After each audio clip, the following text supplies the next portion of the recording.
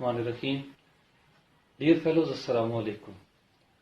आज जो हम टॉपिक डिस्कस करने जा रहे हैं जी, उस टॉपिक का नाम है क्रोमोसोमल थ्योरी ऑफ इनहेरिटेंस। क्या मतलब है इसका? इसका मतलब है कि इनहेरिटेंस में क्रोमोसोम्स का रोल, जब ये सारी एक थ्योरी तक बात पहुंची तो उस वक्त तक क्या क्या इसमें किस किस साइंटिस्ट की कंट्रीब्यूशन थी, तो थोड़ा सा हिस्टोरिकल बैकग्राउंड जो है वो हम देखते हैं। सबसे पहले 1866 में ग्रेगर मेंडल, सब इस नाम से वाकिफ हैं, जिन्होंने पैटर्न ऑफ इनहेरिटेंस पे जो है वो काम किया और इन्होंने एनालाइज किया the transmission of traits from parents to offspring, यानी कैसे ट्रेड्स जो है वो ट्रांसमिट होते हैं। बहुत ही फेमिलियर वर्क था। लॉ ऑफ सेग्रीगेशन और लॉ ऑफ इंडिपेंडेंट असॉर्टमेंट इसके दो बहुत ही इंपॉर्टेंट पॉइंट्स हैं। उसके बाद 1876 और 77 में ऑस्कर हर्टविग ने जो है वो क्या ऑब्जर्व किया, उसने ऑब्जर्व किया कि एनिमल्स में फर्टिलाइजेशन के दौरान स्पर्म का जो न्यूक्लियस होता है उसका रोल होता है। He observe that the nucleus of sperm enters the egg during animal fertilization. 1878 में वाल्टर फ्लेमिंग ने माइटोसिस को डिटेल में डिस्कस किया। He described mitosis in detail. 1883 में Carl Nageli and August Weismann ने जो है जेनेटिक मटेरियल की एग्जिस्टेंस को जो है वो प्रपोज किया और उन्होंने जेनेटिक मटेरियल को जर्म प्लाज्म का जो है वो नाम दिया। 1883 में ही ई वैन बेंडन ने जो मतलब पॉइंट दिया, उसका पॉइंट ये था कि gametes contain half number of chromosomes, यानी जब गैमीट्स बनते हैं तो उनमें क्रोमोसोम्स की तादाद आधी रह जाती है, जाहिर सी बात है मियोसिस की वजह से, और जब फर्टिलाइजेशन होती है तो दोबारा जो डिप्लॉइड पैटर्न होता है वो रीस्टोर हो जाता है। और उसके बाद 1884 में Hertwig, Strasburger and August Weismann ने जो है वो एक पॉइंट दिया। इन्होंने क्या पॉइंट दिया? They propose that chromosomes are the carrier of genetic material, यानी जेनेटिक मटेरियल जो है वो क्रोमोसोम्स के ऊपर जो है वो होता है। 1889 में थियोडर बोवरी ने ये प्रपोज किया that chromosome pairs are necessary for embryonic development in sea urchin. मतलब सी अर्चिन को ये स्टडी कर रहा था, सी अर्चिन में डेवलपमेंट को स्टडी कर रहा था, तो एम्ब्रियोनिक डेवलपमेंट में इसने कहा था कि तमाम क्रोमोसोम पेयर्स जो हैं वो जरूरी होते हैं उनकी डेवलपमेंट के लिए। 1903 में वाल्टर सटन ने ये प्रपोज किया कि that chromosomes retain their continuity from one cell division to next, यानी जब सेल डिवाइड करता है तो क्रोमोसोम्स अपनी कंटिन्यूटी, अपनी इंडिविजुअलिटी को मेंटेन रखते हैं। तो इन दोनों का जो है वो क्रोमोसोमल थ्योरी ऑफ इनहेरिटेंस में मेन रोल था। हम इसके डिफरेंट पॉइंट्स आगे देखेंगे। 1910 में थॉमस हंट मॉर्गन ने जेनेटिक ट्रेड्स को स्टडी किया that some genetic traits are linked to particular chromosomes.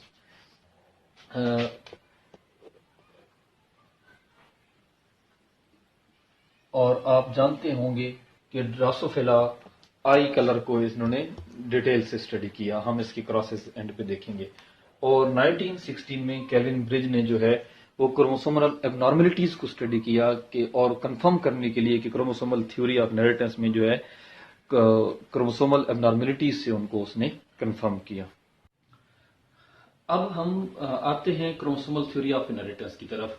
History हमने देखी चंद एक साइंटिस्ट का, उसमें जो भी काम था वो आपने एक बेसिक उनको आपने देखा। अब हम डिटेल की तरफ आते हैं। क्रोमोसोमल थ्योरी ऑफ इनहेरिटेंस के जो पॉइंट्स थे उनसे पहले जरा मेंडल के काम का एक छोटा सा आप समरी से देख लें। मेंडल ने जो है वो जीन्स को फैक्टर्स का नाम दिया था, यूनिट फैक्टर्स कहा था। और मेंडल के काम के अगर हम तीन मेन पॉइंट्स देखें तो unit factors are in pairs, segregation होती थी उनकी, और वो इंडिपेंडेंटली असॉर्ट होते थे। ये फॉर एग्जांपल अब यहाँ पे क्रोमोसोम्स के डायग्राम के साथ रिप्रेजेंटेड हैं, लेकिन मेंडल ने जस्ट उनको ट्रेड्स को जो है वो जस्ट आप कह लें कि अल्फाबेटिकल नंबर से रिप्रेजेंट किया था। ये एक पेयर है, ये एक क्रोमोसोम, ये उसी का पेयर, ये दूसरा क्रोमोसोम, ये उसका पेयर। इसके ऊपर यहाँ जो जीन है, दोनों जीन को कैपिटल जी से रिप्रेजेंट किया गया, यहाँ पे दोनों को स्मॉल जी से, यहाँ पे दोनों को कैपिटल ए से, यहाँ पे दोनों को स्मॉल ए से। चारों को चार डिफरेंट कलर से कर दिया गया ताकि आपके लिए आसानी रहे। अब ये पेयर्स की फॉर्म में है, तो ये मेंडल का पहला पॉइंट था कि जो यूनिट फैक्टर्स हैं वो पेयर्स की फॉर्म में होते हैं। जिस तरह हम कहते हैं कि क्रोमोसोम पेयर्स की फॉर्म में है, बाद में चूंकि क्रोमोसोम्स को ही यूनिट ऑफ इनहेरिटेंस कहा गया, ये जीन्स को तो वो तो मेंडल ने कहा था कि ये यूनिट फैक्टर्स जो हैं ये पेयर्स की फॉर्म में है। दूसरा पॉइंट ये था कि ये जो पेयर्स की जब फॉर्म में होते हैं, जब ये मियोसिस में गैमीट्स बनते हैं, तो उस वक्त ये क्या हो जाते हैं, दूसरे से सेपरेट हो जाते हैं और हर गैमीट के पास दोनों में से एक एलील आती है। तो सेग्रीगेशन ऑफ यूनिट फैक्टर्स। अब ये जो सेग्रीगेशन है ये दो, अब ये आप कह लें कि एक पेयर है, ये दूसरा पेयर है। अब दो मुमकिनात हैं, दो पॉसिबिलिटीज हैं।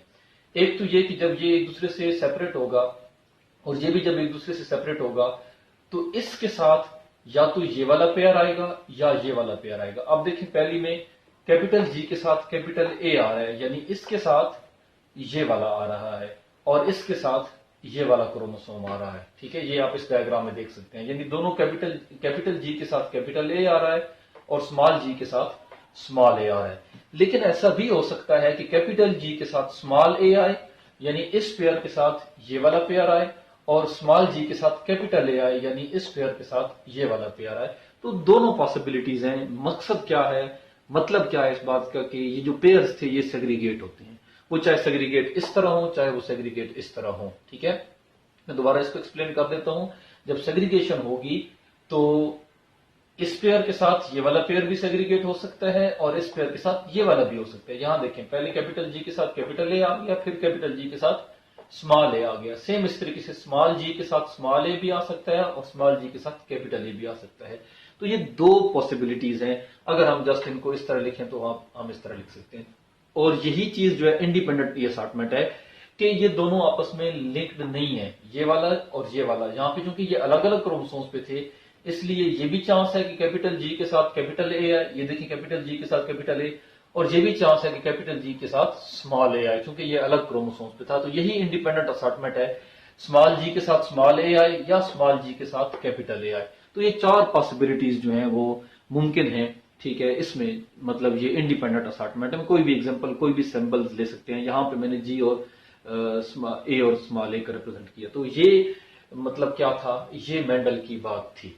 अब हम देखेंगे कि मेंडल की बात को उस वक्त क्यों इतना ज्यादा जो है वो एक्सेप्ट नहीं किया गया। हम बात कर रहे थे कि जो मेंडल का वर्क था वो निगलेक्ट रहा काफी टाइम। उसकी रीजन क्या थी, उसकी तीन मेन रीजन थी। आपके सामने है ये reason for non acceptance of Mendel's work.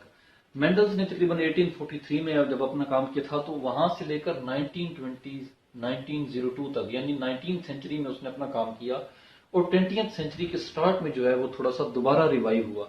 अब रीजन क्या थी, पहली reason non blending inheritance. Mendel ने जो बात की थी वो ये थी, आपने मोनो हाइब्रिड क्रॉस कई दफा पढ़ा हुआ है कि फॉर एग्जांपल एक ट्रेट है जिसको हम स्टडी कर रहे हैं, फ्लावर कलर ही आप ले लें, पर्पल फ्लावर है, व्हाइट कलर फ्लावर के साथ उसका क्रॉस हुआ है। पी प्लांट की एग्जांपल ले लें, कैपिटल से हमने रिप्रेजेंट किया हुआ है क्योंकि ये डोमिनेट है और ये रिसेसिव है। जब इनका क्रॉस होगा तो जाहिर बात है F1 में हमारे पास ये वाला कॉम्बिनेशन आ जाएगा, एक कैपिटल पी एक स्मॉल पी। और इसमें फिर ये चूंकि डोमिनेंट था तो ये पर्पल ही शो होगा, जिस तरह हम सब मोनो हाइब्रिड क्रॉस देखते हैं। यानी नॉन ब्लेंडिंग, यानी कोई नया मिक्सचर, नया ट्रेट नहीं आया, बल्कि वही पर्पल था यहाँ पे भी वही पर्पल है। हाँ, जीनोटाइप में डिफरेंस है लेकिन फिनोटाइप तो वही है। तो ये बात थी, क्योंकि बहुत सारे करेक्टर ऐसे नहीं होते। मेंडल को जस्ट पी प्लांट में ये करेक्टर मिले थे। मोस्टली करेक्टर इस तरह होते हैं जिस तरह आपने कोडोमिनस में पढ़ा हुआ है। फॉर एग्जांपल 4 o'clock प्लांट है, रेड फ्लावर को व्हाइट फ्लावर से रेड फ्लावर प्लांट को व्हाइट फ्लावर प्लांट से जब क्रॉस करवाया गया, रेड को या मैंने R1 से रिप्रेजेंट किया, व्हाइट को R2 से। जब इनका क्रॉस हुआ F1 में तो R1 और R2 दोनों हैं। अब ये दोनों हैं तो पिंक कलर का फ्लावर प्रोड्यूस होगा, इसे कहते हैं ब्लेंडिंग। ठीक है, मतलब क्या है कि मेंडल की जो नॉन ब्लेंडिंग इनहेरिटेंस थी वो बहुत कम होती है, वो ज्यादा नहीं होती, ज्यादा ये होती है क्योंकि करेक्टर्स बहुत ज्यादा हैं और हमारे क्रोमोसोम्स बहुत कम हैं। तो इस वजह से तो एक तो ये रीजन थी कि नॉन ब्लेंडिंग इनहेरिटेंस। दूसरी रीजन ये थी कि मेंडल ने अपने रिसर्च में या अपने काम में मैथमेटिकल कैलकुलेशंस, जिसे हम स्टेटिस्टिकल एनालिसिस कैलकुलेशंस देखते हैं, जिसको हम कहते हैं कि फिनोटाइपिक रेशियो 3:1 थी और जीनोटाइपिक रेशियो 1:1 थी। तो ये बड़ा मुश्किल था लोगों के लिए कि बायोलॉजी में मैथ को हम कैसे यूज करें। तो एक सेकंड रीजन जो है वो ये थी, मैथमेटिकल कैलकुलेशंस जो बायोलॉजी में यूज हो रही थी। तीसरा जो था, जिन्हें मेंडल फैक्टर्स का नाम देता है, जीन्स तो नहीं था उस वक्त, जीन्स का तो नाम नहीं यूज होता था, फैक्टर्स का नाम यूज होता था, तो उसका कोई फिजिकल प्रूफ नहीं था मेंडल, क्योंकि इतनी एडवांस जो है वो टेक्नोलॉजी भी नहीं थी कि क्रोमोसोम्स को, सेल्स को स्टडी किया जाए। अब तो चूंकि इलेक्ट्रॉन माइक्रोस्कोप तक हैं कि आप सेल क्रोमोसोम सबको स्टडी कर सकते हैं।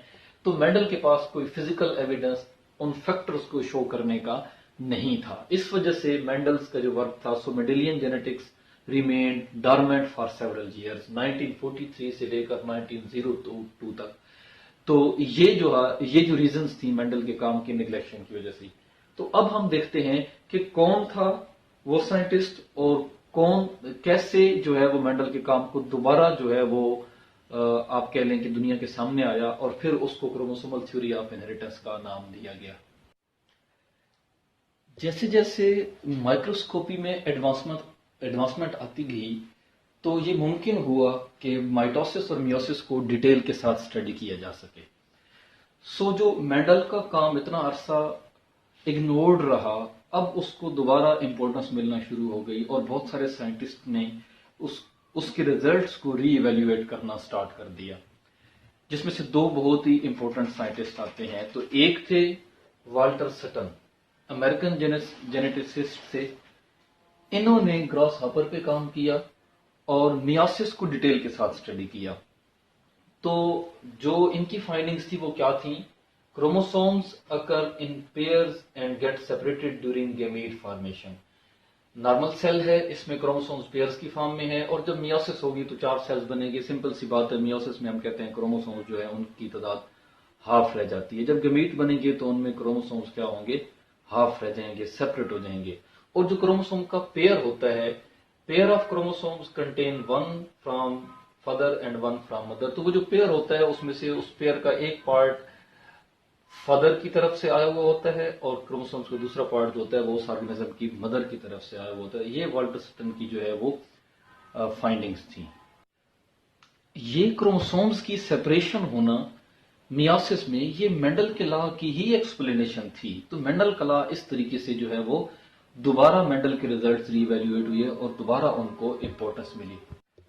उसी टाइम पे एक और scientist, German geneticist Theodor Boveri 1902 में, यानी उसी टाइम जिस टाइम वाल्टर सटन जो है वो ग्रास हॉपर पे काम कर रहे थे, या उनका जो भी फाइंडिंग्स थी अभी आपने देख ली, थियोडर बोवरी सी अर्चिन पे इनकी रिसर्च थी, इनका काम था। तो इन्होंने जो है वो क्या फाइंड किया? He find that for proper embryonic development all chromosomal pairs are necessary to be present in the embryo. यानी क्रोमोसोमल पेयर्स जो हैं वो सारे जरूरी होते हैं एम्ब्रियो के डेवलपमेंट में। मीन्स क्या कि तमाम जो जेनेटिक मटेरियल है, जो तमाम किसी भी ऑर्गेनिज्म के डेवलपमेंट के लिए, वो जाहिर बात है तमाम जेनेटिक इंफॉर्मेशन का होना जरूरी है। तो इन दोनों का काम जब कंबाइन होके इन्होंने जो है both works combine to give us a single theory, जिसे बोवियर सटन थ्योरी का बोवर सटन थ्योरी का नाम दिया गया, सॉरी बोवरी सटन थ्योरी। और हम तक जो है वो फिर अब हम इसको क्रोमोसोमल जो है थ्योरी ऑफ इनहेरिटेंस करते हैं, Boveri Sutton theory of inheritance या क्रोमोसोमल थ्योरी ऑफ इनहेरिटेंस। तो अब हम देखते हैं कि इस थ्योरी के मेन पॉइंट्स क्या हैं। क्रोमोसोमल थ्योरी ऑफ इनहेरिटेंस के मेन पॉइंट्स, मेन पोस्टुलेट्स, मतलब जितनी बातें इसमें मेन थी, हम उनको चंद एक पॉइंट्स की फॉर्म में जो है वो एक्सप्लेन कर सकते हैं। मोस्टली मेंडल वाली बातें थी। हमने कहा है कि मेंडल वाला काम दोबारा रीएवेल्युएट हुआ और दोबारा उसको इंपॉर्टेंस मिली और उसको एक्सपेरिमेंटली प्रूव हुआ। Chromosomes contain genetic material that is transmitted from parents to offsprings and from cell to cell. यानी जेनेटिक मटेरियल क्रोमोसोम्स के पास होता है और वही पेरेंट से ऑफस्प्रिंग में ट्रांसफर होता है या सेल टू सेल ट्रांसफर होता है। इन अ पेयर, जब क्रोमोसोम्स पेयर्स की फॉर्म में होते हैं, both chromosomes are same in size, shape and locations of centromere except sex chromosomes.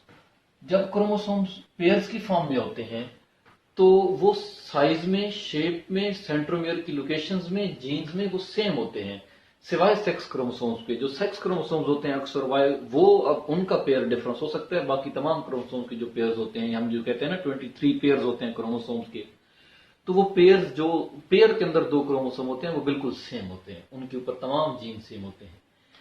In meiosis homologous chromosomes from pair having identical and linear order of gene loci. वही बात, जब homologous chromosome जब pair बनाते हैं meiosis में, तो उस pair में भी क्या होता है कि उनमें उनका आइडेंटिकल ऑर्डर होता है, लीनियर ऑर्डर होता है, जीन्स की लोकेशन सारी आपस में सेम एक दूसरे के आमने सामने होती हैं। Chromosomes replicated and passed along generation to generation and from cell to cell। ठीक है, क्रोमोसोम्स जो होते हैं, ठीक है, वो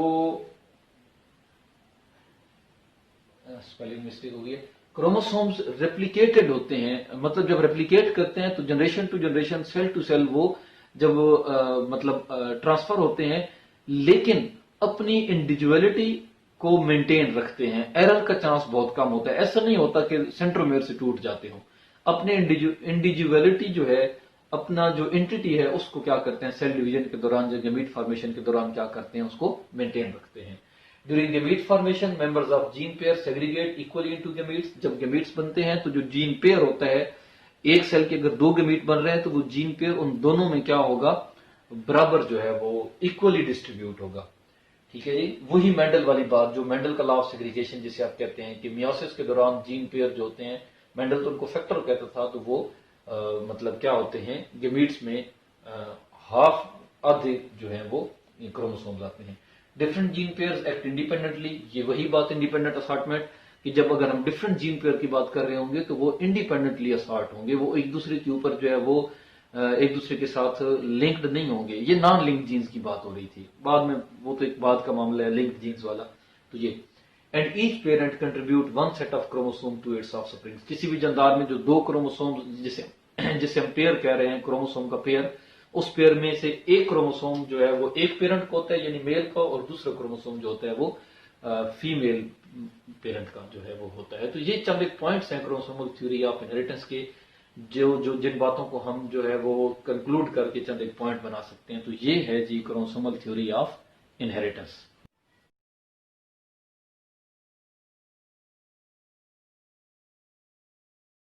क्रोमोसोमल थ्योरी ऑफ इनहेरिटेंस के जो मेन पॉइंट आपने पढ़े, सेग्रीगेशन और इंडिपेंडेंट असॉर्टमेंट टाइप, उसको अगर आप किसी डायग्राम से रिप्रेजेंट करना चाहें तो एक तो ये तरीका है कि सिंपल जो आप मोनोहाइब्रिड और डाईहाइब्रिड क्रॉस पढ़ते हैं, आप उसी को यहां पे एक्सप्लेन कर दें।